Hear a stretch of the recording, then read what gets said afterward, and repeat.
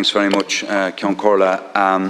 Firstly, I want to thank everyone who's contributed to the debate. In the limited time I have, I want to deal with facts. And I want to obviously address a number of points that were raised by individual deputies.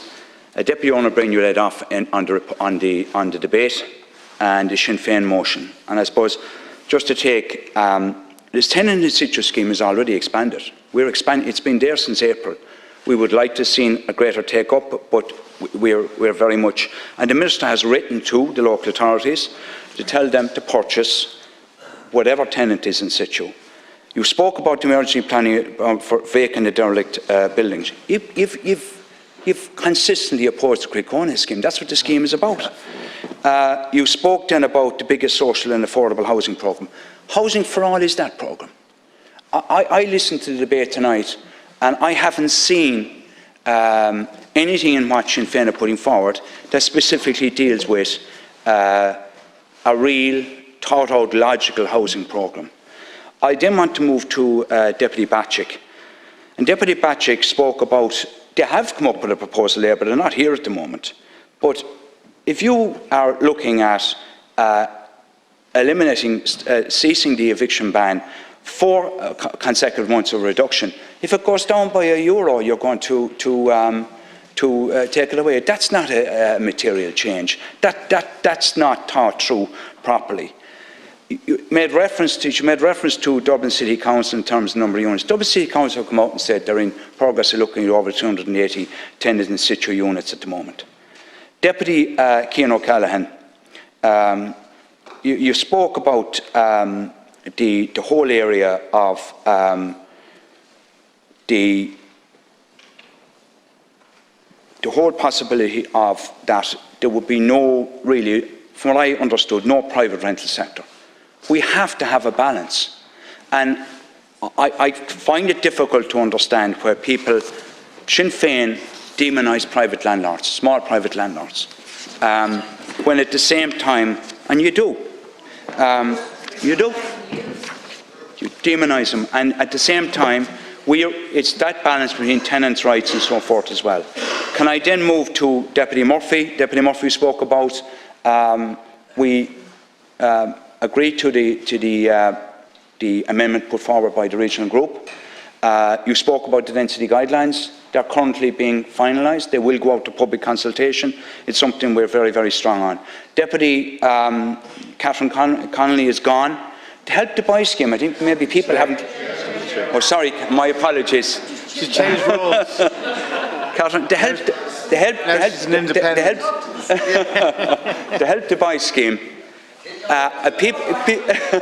if people didn't realise, the Help to Buy scheme provides a deposit on a home. And I think that's totally overlooked. Yes, people are paying high rents, but the Help to Buy scheme provides a deposit on a house. And furthermore, the mortgage to rent scheme allows people to stay in their homes. And everything should be about keeping people in their homes. And I think that's the hugely important thing. And can I talk about, Deputy Healy, you spoke about nothing happening in since the moratorium came in. And the moratorium, the government have been very definite on that. It was always a temporary measure. It was never supposed to be a permanent measure. You all agree it shouldn't be a permanent measure. Sinn Féin wanted to go next January on a cliff edge. There's no cliff edge here. It'll be out to the 18th of June. And we've built 10,000 social units since the moratorium came in, across a range of areas. And furthermore, there are, at the moment, there are 6,300, through all the local authorities, 6,300 emergency beds for single people, and there's beds available for over 1,500 families. We'd like to see more. There are 2,000 coming on stream across all the local authority areas, and that's something we very much want to build, to bring on stream. The other thing as well, I suppose, during the period, over the last year, over 5,700 people were either taken out of homelessness or prevented from going into homelessness. During the moratorium period, nearly 1,500 people. And I think once again, that's overlooked.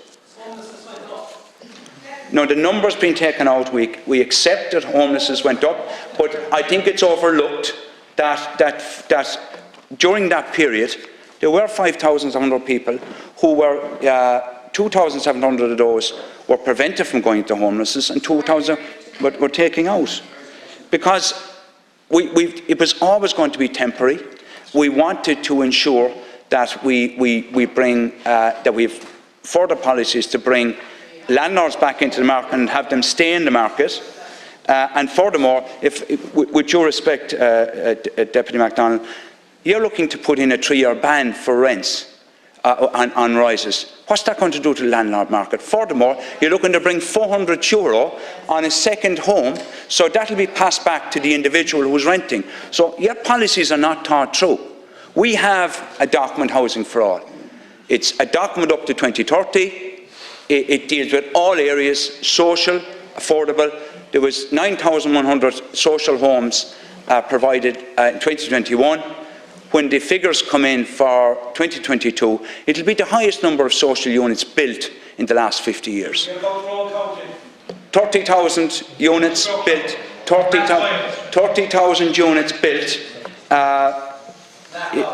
30,000 units built overall last year, which was a record. And I think what might be missed as well, since this government have come into being, we've seen 10,900 people taken off the social housing list. That has to be something positive. It's a net decrease. There was 68,000 back in 2019. There's just short of 58,000 now. And furthermore, well, you want to do away with that. Please, let the minister. And you're selling something, with due respect, Deputy O'Brien, you're selling something that's not based in reality. You're scaring people in terms of evictions. You cannot ramp up. You need to understand that we put 1,500 people, got extra half in the last quarter of last year, and furthermore, there have been 19,000 tenancies created in the first quarter since January, February of this year. So it's not all bad news. We understand it's difficult for people, but we want to ensure that we continue to have extra supply for people that are in social housing, people that are in HAP, that the tenant in situ scheme, that the councils will continue to purchase at pace. There is further schemes coming on, the first opportunity to purchase, people who are renting. There's a big scope scheme coming in for people who are renting, who are not on the social housing list, that the local authorities on an administrative basis can purchase those homes and rent them back at a reasonable, normal rent. So the view really at the end of the day is that, and then the CAF scheme is being amended, which will make it, I suppose, more viable for approved housing bodies to build. And you speak about we haven't done anything for tenants.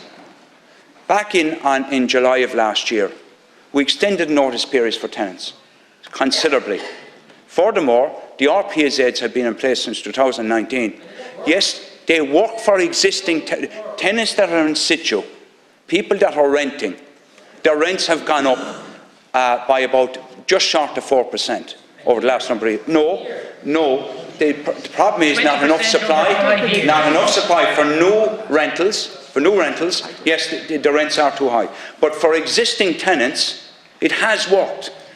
That's completely overlooked. And when you come out, Deputy, when you speak about rents going up high, and they're high, and they are, I accept that.